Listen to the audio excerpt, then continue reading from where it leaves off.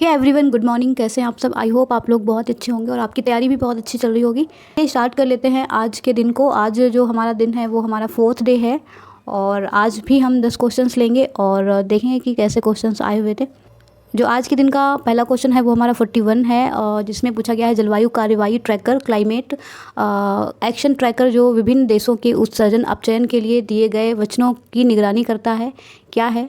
तो इसमें जो पहला ऑप्शन है वह अनुसंधान संगठनों के गठबंधन द्वारा निर्मित डेटाबेस है, या फिर जलवायु परिवर्तन के अंतर्राष्ट्रीय पैनल का स्कंध या मतलब विंग है, या जलवायु परिवर्तन पर संयुक्त राष्ट्र ढांचा अभिसमय के अधीन समिति है, या जो 4th है वो है संयुक्त राष्ट्र पर्यावरण कार्यक्रम और विश्व बैंक द्वारा संवर्धित और वित्त पोषित एजेंसी है। तो इसमें जो पहला सही ऑप्शन है वो हमारा ए है, अनुसंधान संगठनों के गठबंधन द्वारा निर्मित डेटाबेस है। ये हमारा जो क्लाइमेट एक्शन ट्रैकर है।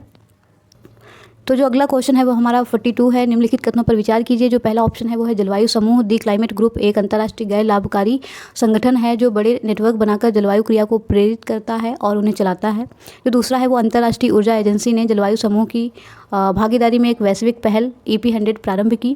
जो तीसरा है वो है EP100 ऊर्जा दक्षता में नव प्रवर्तन को प्रेरित करने एवं उत्सर्जन न्यूनीकरण लक्ष्यों को प्राप्त करते हुए प्रतिस्पर्धात्मकता बढ़ाने के लिए प्रतिबद्ध अग्रणी कंपनियों को साथ लाता है। जो चौथा है कुछ भारतीय कंपनियां EP100 की सदस्य हैं। और जो पांचवा है वो है अंतर्राष्ट्रीय ऊर्जा एजेंसी अंडर 2 कोएलिशन का सचिवालय है। जिसमें सेकंड ऑप्शन मतलब कि अंतर्राष्ट्रीय ऊर्जा एजेंसी ने जलवायु समूह की भागीदारी में एक वैश्विक पहल EP100 प्रारंभ की, जो कि नहीं है। और जो 5th है अंतर्राष्ट्रीय ऊर्जा एजेंसी अंडर 2 कोएलिशन का सचिवालय है, तो ये भी गलत है। तो मतलब इसका जो आंसर होगा वो हमारा जो सही आंसर है वो हमारा बी ऑप्शन सही है, केवल 1, 3 और 4। तो चलिए अगले क्वेश्चन पे बढ़ते हैं जो कि है 43 मतलब। तो चलिए बढ़ते हैं अगले क्वेश्चन पर जो कि है 43। यदि वर्षा वन उष्णकटिबंधीय वन पृथ्वी के फेफड़े हैं तो निश्चित ही आर्द्र भूमियाँ इसके गुर्दों की तरह काम करती हैं। निम्नलिखित में से आर्द्र भूमियों का कौन सा एक कार्य उपयुक्त कथन को सर्वोत्तम रूप से प्रतिबिंबित करता है? तो इसमें जो पहला ऑप्शन है वो है आर्द्र भूमियों के जल चक्र में सतही अपवाह मृदा अंतःश्रवण और वाष्पन शामिल होते हैं। जो दूसरा है वो है शैवालों से वह पोषक आधार बनता है जिस पर मत्स्य पुरुष कवची जिसको क्रिस्टेशियाई बोलते हैं, और मृद कवची मतलब जिसको मोलस्क या मोलस्का बोलते हैं हम लोग, और पक्षी सरीसृप और स्तनधारी फलते फूलते हैं। और जो थर्ड है वो है आर्द्र भूमियाँ अवसाद संतुलन और मृदा स्थिरीकरण बनाए रखने में महत्वपूर्ण भूमिका निभाती हैं। चौथा है वो है जलीय पादप भारी धातुओं और पोषकों के आधिक्य को अवशोषित कर लेते हैं। तो जो इसमें सही ऑप्शन ये हमारा डी ही सही लग रहा है, क्योंकि इसमें आर्द्र भूमियों के बारे में बताना है कि जो आर्द्र भूमियाँ हैं तो वो कैसे काम करती हैं, या जो उनको गुर्दा बोलते हैं तो कैसे मतलब उनका जो वर्क होता है वो क्या है। तो ये हमारा जलीय पादप भारी धातुओं और पोषकों के आधिक्य को अवशोषित करते हैं, जिससे हमारा जो पानी होता है वो एक तरीके से स्वच्छ रहता है, और वहाँ पर जो पेड़ों की जड़ें होती हैं वो बहुत ही मजबूत होती गहराई में जाती हैं, जिससे वहाँ पर जो पानी रहता है वो हमारा हमेशा शुद्ध एक तरीके से रहता है। वो पानी एक फ़िल्टर करने का भी काम करती हैं वहाँ पे। तो जो अगला क्वेश्चन है वो है हमारा 44। WHO के वायु गुणवत्ता दिशा निर्देश के संदर्भ में निम्नलिखित कथनों पर विचार कीजिए। ऑप्शन है वो है PM 2.5 का 24 घंटा माध्य 15 माइक्रोग्राम प्रति मीटर क्यूब से अधिक नहीं बढ़ना चाहिए, और PM 2.5 का वार्षिक माध्य 5 माइक्रोग्राम प्रति मीटर क्यूब से अधिक नहीं बढ़ना चाहिए। तो इसमें एक 24 घंटे में बताया गया है और एक वार्षिक मतलब एक वर्ष में बताया गया है। इसमें इससे अधिक नहीं होना चाहिए। या दूसरा ये है कि किसी वर्ष में ओजोन प्रदूषण के उच्चतम स्तर प्रतिकूल मौसम के दौरान होते हैं। और जो तीसरा ऑप्शन है वो है PM 10 फेफड़े के अवरोध का वेधन कर रक्त प्रवाह में प्रवेश कर सकता है। और जो चौथा है वो है वायु में अत्यधिक ओजोन दमा को उत्पन्न कर सकती है। मतलब कि वायु में अगर अत्यधिक ओजोन होगी तो वो एक तरीके से दमा को या दमा रोग को उत्पन्न करेगी। तो जो इसमें सही ऑप्शन होगा वो है हमारा ए, जो कि है 1, 3 और 4। मतलब जो सेकंड ऑप्शन है वो है गलत। ये बढ़ते अगले क्वेश्चन पर जो कि है आज के दिन का 5th क्वेश्चन मतलब 45। इसमें पूछा गया है कि कभी कभी समाचारों में उल्लिखित गुच्छी के संदर्भ में निम्नलिखित कथनों पर विचार कीजिए। तो गुच्छी क्या है, तो इसके बारे में आपको बताना है। इसमें जो पहला है वो है कि यह एक कवक है, और जो दूसरा है कि यह कुछ हिमालयी वन क्षेत्रों में उगती है। तीसरा है वह उत्तर पूर्वी भारत के हिमालय की तलहटी में इसकी वाणिज्यिक रूप से खेती की जाती है।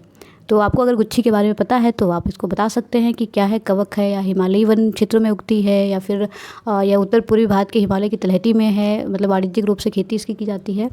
तो जो इसका सही ऑप्शन होगा वो हमारा सी ऑप्शन सही होगा, 1 और 2।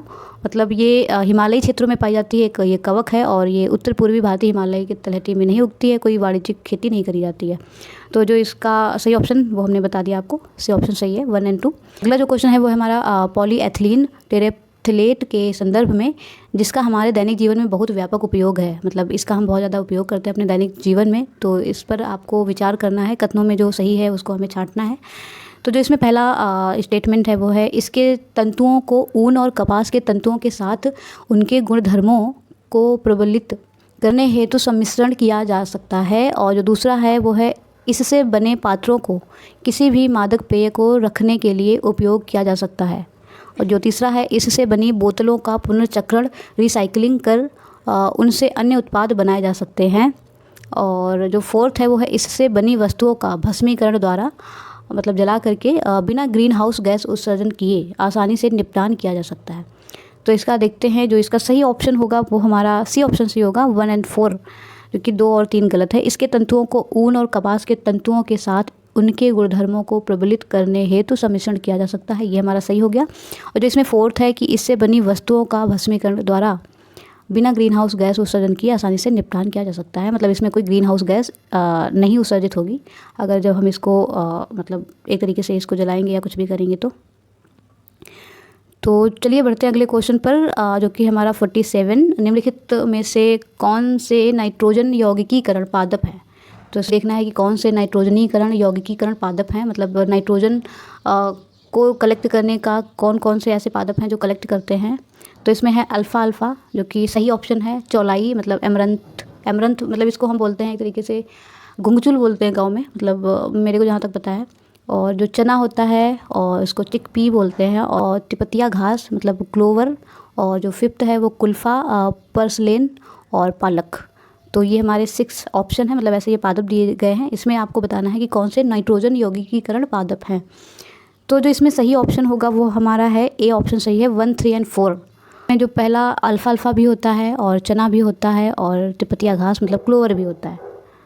तो इसलिए जो इसका सही ऑप्शन हो गया वो हमारा ए ऑप्शन सही हो गया। अगला क्वेश्चन है 49, निम्नलिखित स्थितियों में से किस एक में जैव शैल प्रौद्योगिकी बायोरॉक टेक्नोलॉजी की बातें होती हैं।